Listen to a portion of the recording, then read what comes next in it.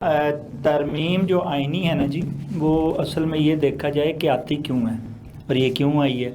پہلی بات تو یہ ہے کہ اسی وقت آتی ہے جب اس پر وہ آئینی ترمیم جب بھی ہوتی ہیں، اس میں میرا خیال ہے صحیح طرح خوض و خوض نہیں کیا جاتا، ان کو دیکھا نہیں جاتا، ان کو غور و فکر نہیں کیا جاتا، اس پر بحث نہیں کی جاتی، اس میں ان کی شقوں کو اتنا مضبوط نہیں کیا جاتا جو کہ حقیقی طور پر قومی مفاد میں ہو۔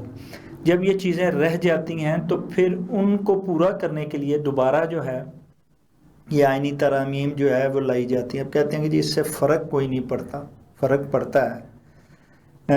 ملک میں جو ہے آئین اور جمہوریت کے خلاف نظام چل پڑتا ہے، عدلیہ اقلیت اور حکومت جو ہے وہ اکثریت میں آ جاتی ہے، تو یہ کہاں کہا جاتا ہے کہ جی اس سے فرق نہیں پڑتا۔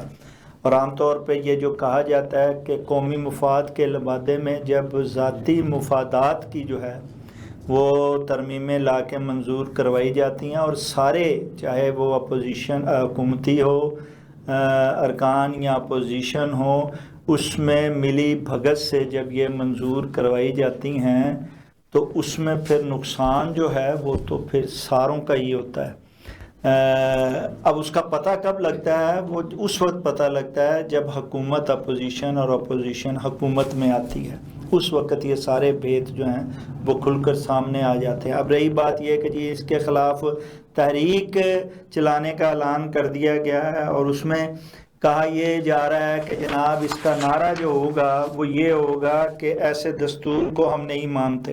حضور آپ نہ مانیں یا نہ مانیں، دستور کے آپ کے زبانی کلامی نہ ماننے سے کیا جو ترمیمیں ہوئی ہیں وہ بدل جائیں گی؟ انہیں بدلیں گی۔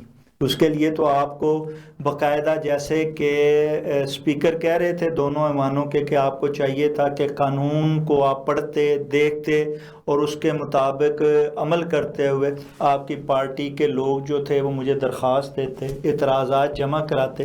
آپ یہ تو کر نہیں رہے، آپ تو کاپیاں پھاڑ کے واک آؤٹ کر کے باہر چلے جاتے ہیں۔ ایوان کا کام ایوان میں ہونا چاہیے، اور احتجاج کا کام احتجاج کی جگہ پہ ہونا، اور اس پر عمل درآمد کیا نہیں جاتا ہے۔